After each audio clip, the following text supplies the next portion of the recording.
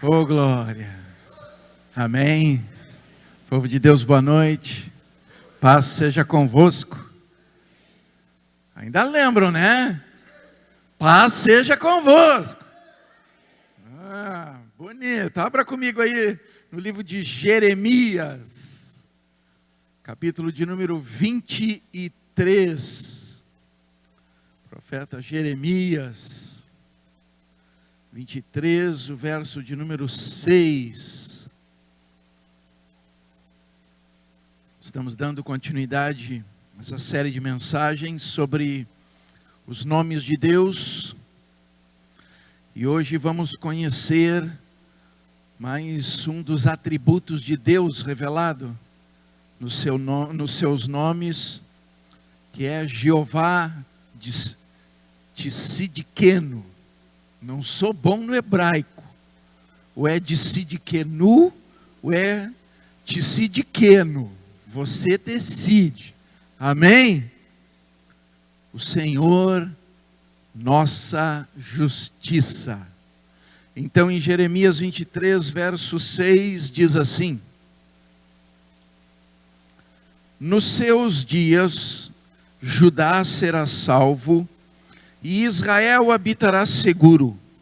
Será este o seu nome, com que será chamado Senhor, justiça nossa. Amém?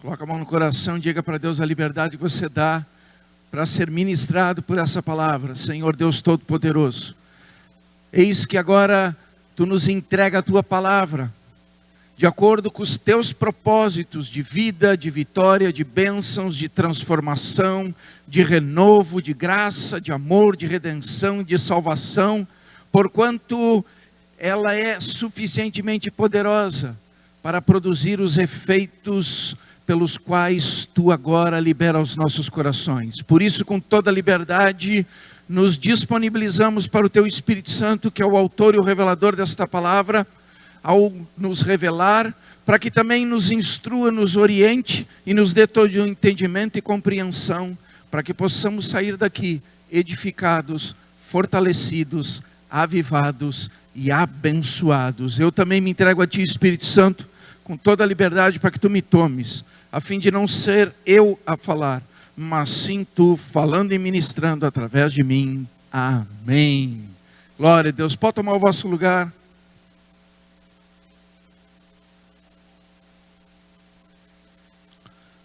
Meus amados, o texto que agora lemos nos reporta a um momento onde a nação de Israel estava destituída da presença de Deus. Por quê? Por causa de decisões erradas, por causa de decisões que os afastaram do convívio, da intimidade e da presença de Deus. Resolveram seguir outros deuses, e seguindo outros deuses, então abandonaram o Deus de Israel.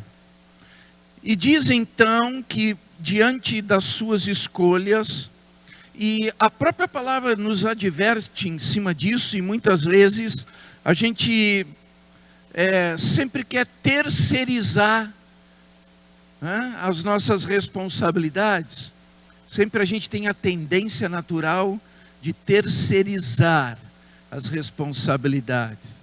Mas está escrito: de Deus não se zomba, o que o homem semear, isso também colherá. Amém? E quem é o semeador? É Deus ou é eu? Sou eu. Não é Deus que vem semear coisa ruim na minha vida. É eu que decido semear coisa ruim na minha vida. As decisões são minhas. O desejo é meu. A vontade é minha. O querer é meu. Deus revela os seus propósitos. Deus revela a sua vontade. Deus nos revela o caminho da bênção. E ainda nos dá a dica. Né? Como assim dá a dica? Se você ler aquele versículo lá em Deuteronômio, né? Onde diz lá, se eu não me engano é 28, Eis que ponho diante de vós a bênção e a maldição. Escolhe, pois, a bênção. Deus dá a dica. Mas aí a gente escolhe outros caminhos. A gente decide contrário àquilo que é a dica de Deus para a gente usufruir do melhor. Então, nós é que semeamos. As nossas decisões produzem a semente. As nossas ações produzem a semeadura. E aí não adianta plantar arroz e querer colher feijão. E quando plantar arroz e surgir o feijão, querer botar a culpa em alguém. Estão entendendo? A nação de Israel, sabendo qual era a realidade do propósito de Deus para a vida da nação, para a vida de cada um dos seus, eles conhecendo o que alegrava ao Senhor, o que trazia bênção para as suas vidas, decidiram fazer o contrário. Rejeitaram Deus, rejeitaram os seus mandamentos e foram seguir os Baalins e outros deuses, deuses estranhos, e foram depositar a sua confiança nesses deuses. Diz então que a nação entrou num momento onde a decadência passou a fazer parte do seu histórico, onde começou dissensão, confusão, onde começou briga, contenda, e aonde começou grandes conflitos. Foram invadidos pelo grande rei da época, Nabucodonosor. Todo mundo ouviu falar? Pois é, esse cara é famoso, né? Nabucodonosor, um dos grandes reis saqueadores da época. Onde ele invadia, ele saqueava tudo. E não foi diferente com a nação de Israel, tendo em vista que eles haviam semeado contenda e obviamente só poderiam colher contenda. Então as contendas vieram. E pelas contendas virem, eles foram feitos escravos, foram arrancados da sua cidade e foram ter que servir a Nabucodonosor e aos seus propósitos. Um momento tenso para a nação de Israel. E isso não durou um nem 2 anos. Durou aproximadamente 69 anos. Diante desse contexto, diante de todo esse quadro, aonde Deus queria resgatar a sua nação, é que Deus faz essa promessa. Que promessa, pastor? Exatamente essa que nós lemos, mas eu vou ler o versículo anterior, que está ali no versículo 5 do mesmo capítulo 23, onde é o início da profecia liberada por Deus para trazer renovo, resgate da nação de Israel. Diz ali: eis que vem dias, diz o Senhor, em que levantarei a Davi um renovo justo, e rei que é, reinará e agirá sabiamente, e executará o juízo e a justiça na terra. Aí vem o versículo que nós abrimos: nos seus dias Judá será salvo e Israel habitará seguro. Será este o seu nome com que será chamado: Senhor, justiça nossa. De quem é que Deus se refere? A quem Deus está se referindo aqui? Um renovo justo que se levantará a Davi. Quem era Davi? Um dos reis mais proeminentes da nação de Israel, cujo reinado foi um reinado de justiça. Um reinado onde Deus tinha toda a liberdade para estar em comunhão e presente com a sua nação. Davi, nós sabemos, era conhecido como um homem conforme o coração de Deus. Teve as suas situações de dificuldade, mas ele sabia buscar o arrependimento e buscar o conserto em Deus. Foi um dos auges do momento de comunhão de Israel com o Senhor. Então ele diz, diante de uma outra promessa, que sempre haveria um descendente de Davi sob o trono. Ele está falando aqui de Jesus. Ele está dizendo que suscitaria um renovo justo para ser rei sobre Judá e Israel. E que nos dias em que esse rei justo se manifestasse como um renovo para a nação, eles o chamariam Senhor, justiça nossa.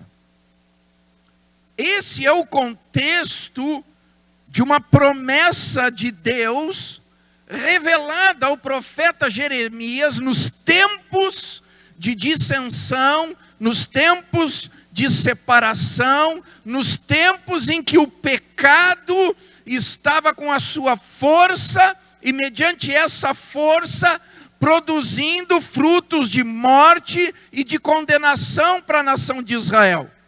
Mas Deus, mediante essa promessa, traz uma esperança, dizendo que haveria um momento onde o resgate, mediante a sua justiça, produziria que eles seriam salvos.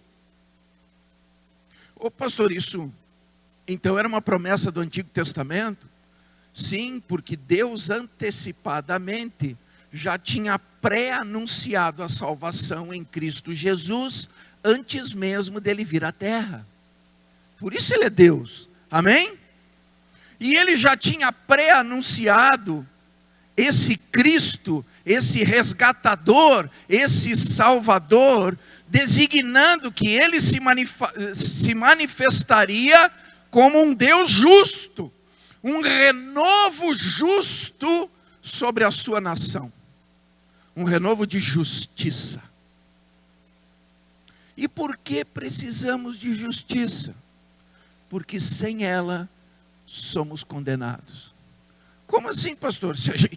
Se Deus for nos julgar, nós somos pecadores. Então já estamos tudo condenados.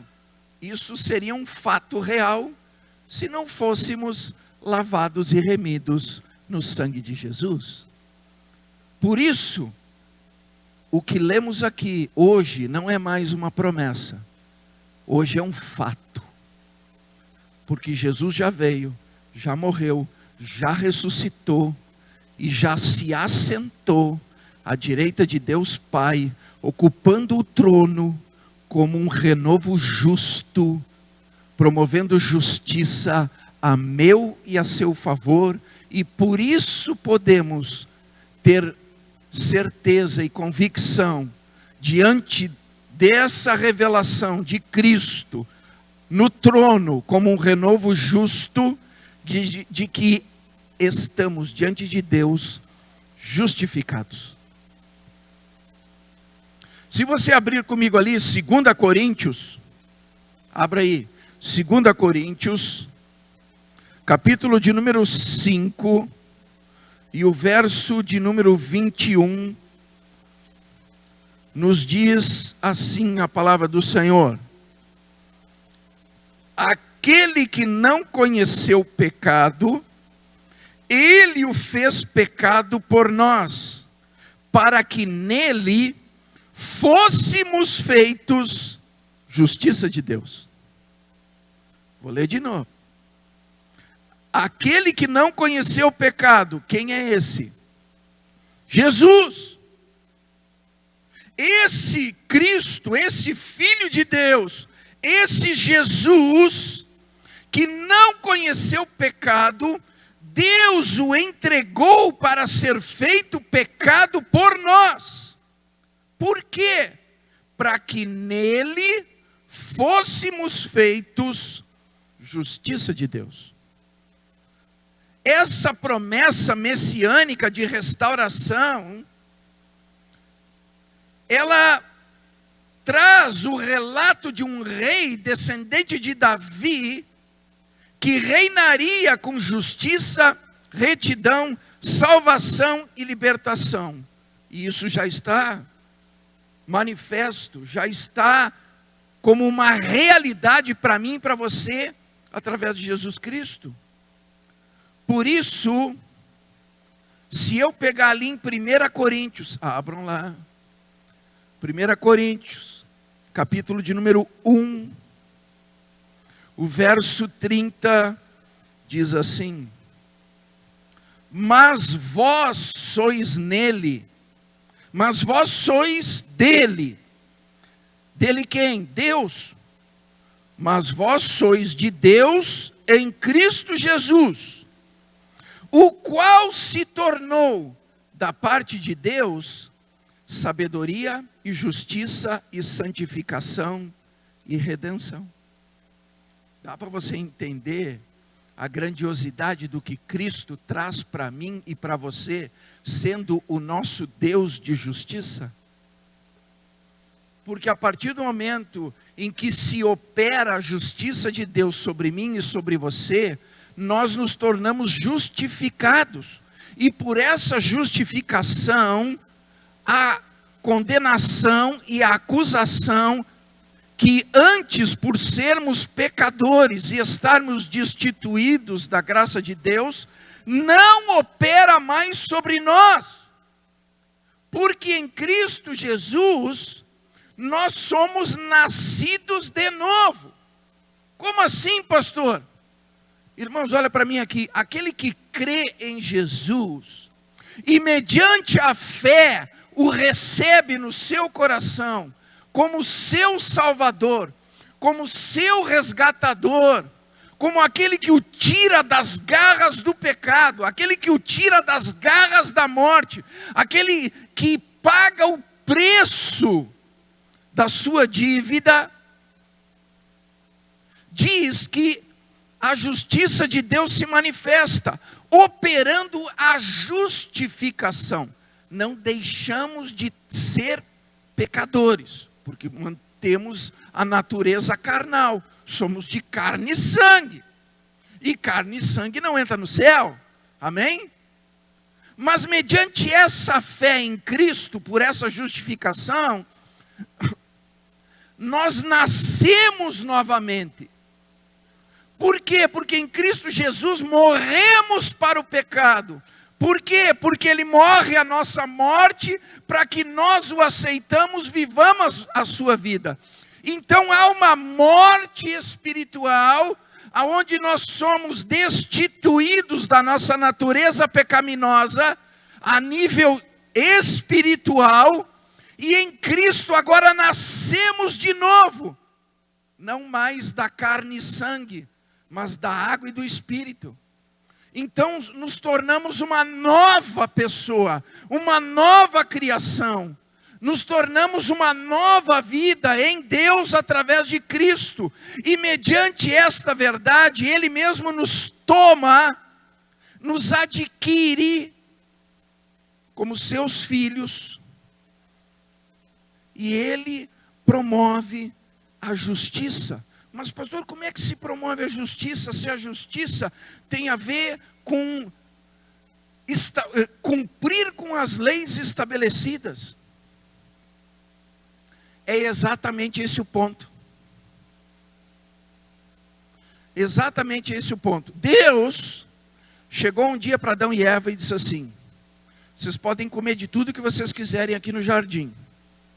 Tudo disponível. Certo? Mas tem uma árvore ali, ó.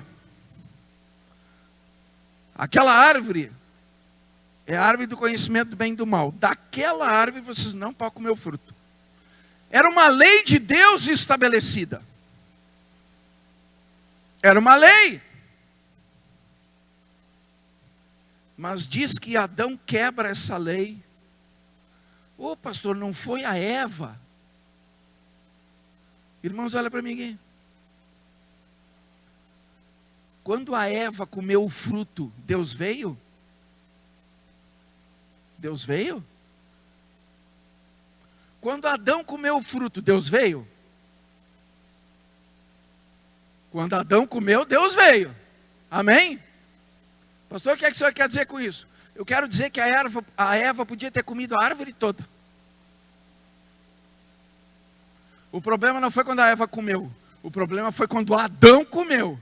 Aí Deus veio. Adão, onde tu está? Não é o que está no texto? Vocês já leram no texto? Pastor, eu achei que a culpa era da Eva. A gente sempre tem que terceirizar, né?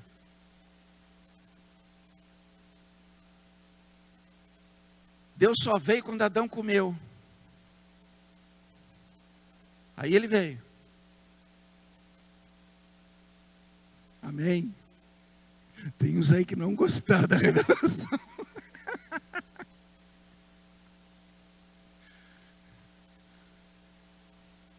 Irmãos, quando ele comeu, ele quebrou uma lei.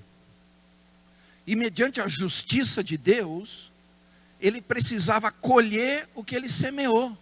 O que ele semeou? Desobediência. O que ele semeou? Ingratidão. O que ele semeou? Uma barreira entre o homem e Deus. O que ele semeou? Uma quebra de confiança. O que ele rompeu? A fidelidade, o compromisso, a aliança. Ô pastor, tudo isso, eu acho que até tem mais, estou esquecendo.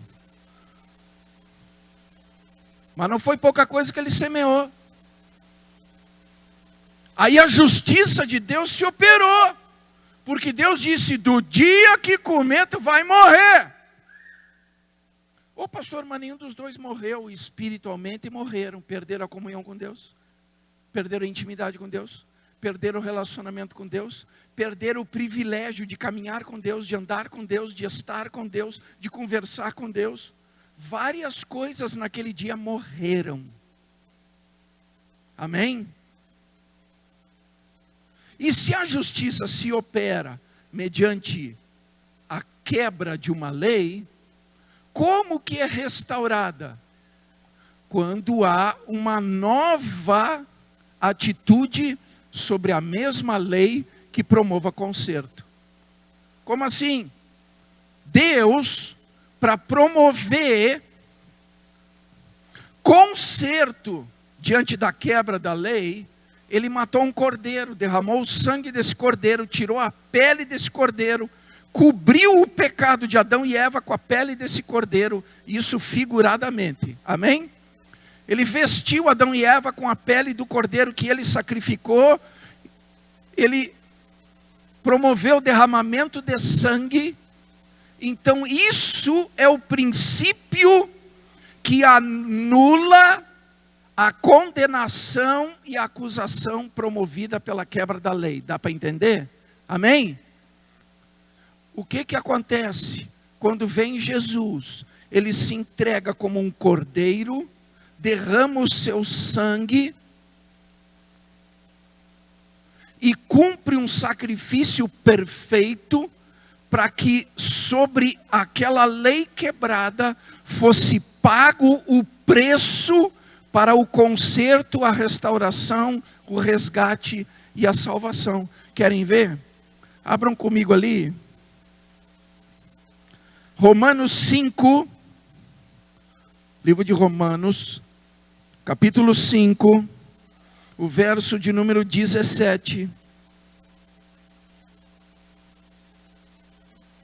Diz assim: porque se pela ofensa de um só a morte reinou por esse, muito mais os que recebem a abundância da graça e do dom da justiça reinarão em vida por um só, Jesus Cristo. Jesus Cristo. Até se eu ler o versículo, ali do 15 em diante, diz assim, ó: todavia não é assim o dom gratuito como a ofensa. Porque se pela ofensa de um só morreram muitos, muito mais a graça de Deus e o dom pela graça de um só homem, Jesus Cristo, foram abundantes sobre muitos. O dom, entretanto, não é como no caso em que somente um pecou, porque o julgamento derivou de uma só ofensa para a condenação, mas a graça transcorre de muitas ofensas para a justificação. E aí vem o versículo que lemos: se pela ofensa de um e por meio de um só reinou a morte, muito mais os que recebem a abundância da graça e o dom da justiça reinarão em vida por meio de um só, a saber, Jesus Cristo. Você entendeu? Assim como por Adão foi feita uma ofensa que atingiu a todos, também pelo fato de Jesus, sendo ele um só, tendo derramado o seu próprio sangue em justificação pela quebra da lei, em justificação pela ofensa promovida, sendo ele apenas um só, ele liberou sobre todo aquele que nele crê.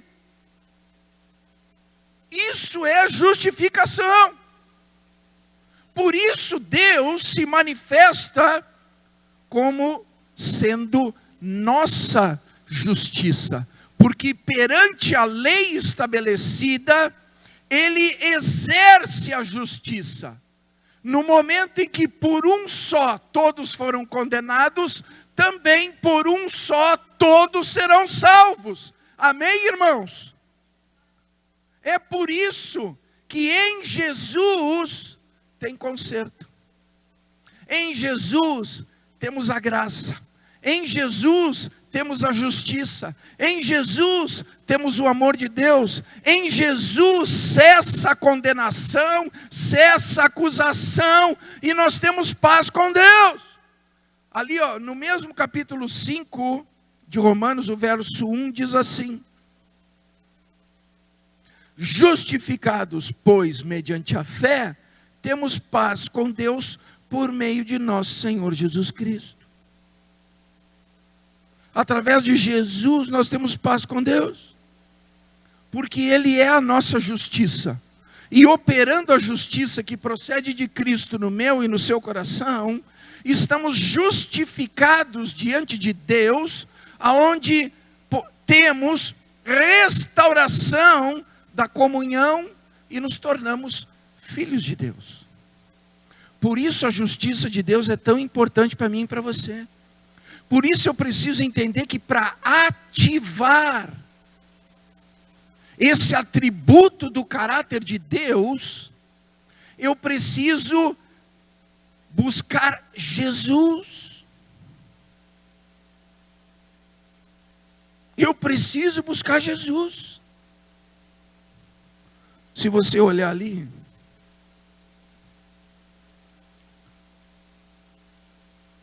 Romanos 1,17, diz ali, Romanos 1,17, porque nele se descobre a justiça de Deus de fé em fé, como está escrito, o justo viverá pela fé.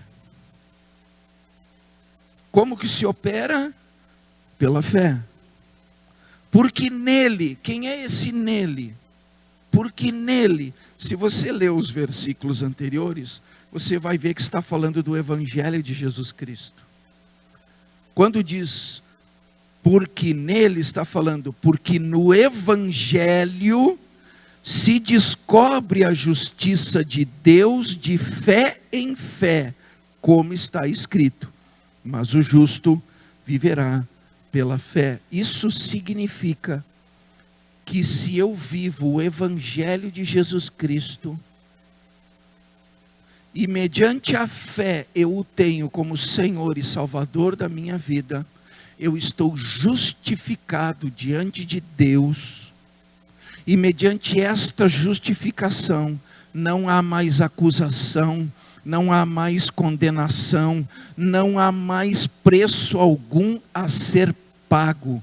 Estamos livres e mediante essa liberdade promovida por Jesus, que é acessada através da nossa fé, crendo nele, conforme as Escrituras assim o revelam, como nosso Salvador, como nosso resgatador, como a nossa justiça, eu tenho paz com Deus. E tendo paz com Deus significa que Ele está comigo o tempo todo.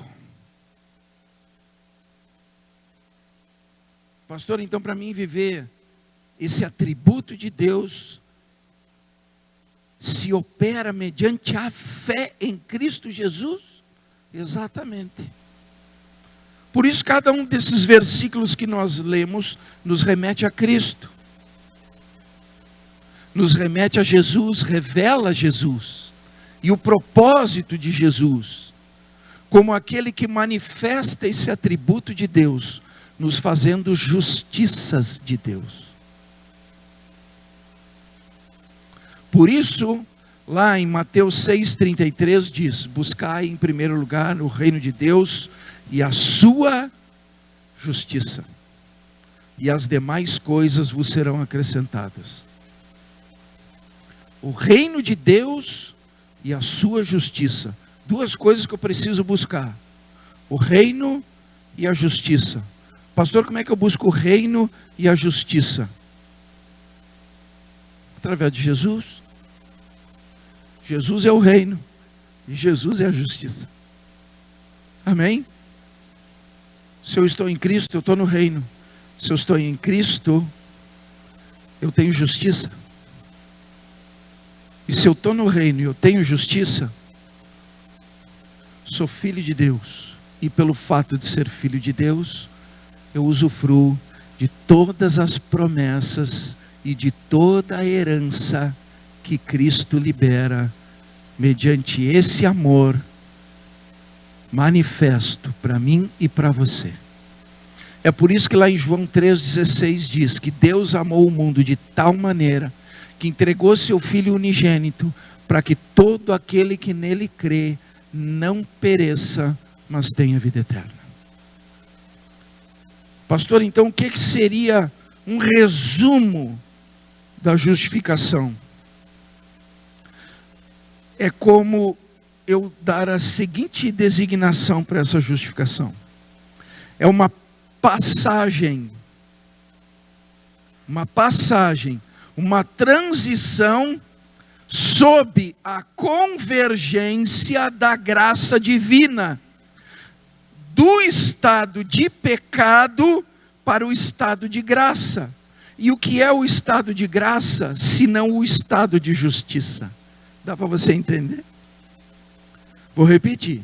É uma passagem sob a convergência da graça divina, do estado de pecado para o estado de graça. Ou eu posso dizer que é uma convergência da graça divina do estado de pecado para o estado de justiça. Porque assim como por um só homem veio a ofensa, por um só homem era necessário vir o conserto. Deus é justo. Por um entrou, por um sai. Isso é justiça. Se o pecado se operou pela ofensa de um, o resgate se opera pelo conserto de um. Amém, irmãos? E nós sabemos que Cristo foi o conserto perfeito. Não há mais nada a ser feito. Apenas usufruir dessa graça de fé em fé. E vivendo essa graça de fé em fé, nós não havemos de perecer. Mas vamos experimentar o amor de Deus na sua plenitude, aonde o projeto dele é que vivamos com ele pela eternidade, como filhos e filhas amados. Amém? Então o que eu preciso é entender que tudo é por Cristo, com Cristo e para Cristo. Porque tudo foi feito por Ele, pelo meio dEle, e nada do que se fez senão por Ele. Ou seja, o propósito central de tudo sempre é Jesus. E se eu entender essa centralidade, e eu me apropriar dessa centralidade na minha vida, eu vou colher da justiça de Deus, e eu vou poder declarar que o Senhor é a minha justiça. Fique de pé.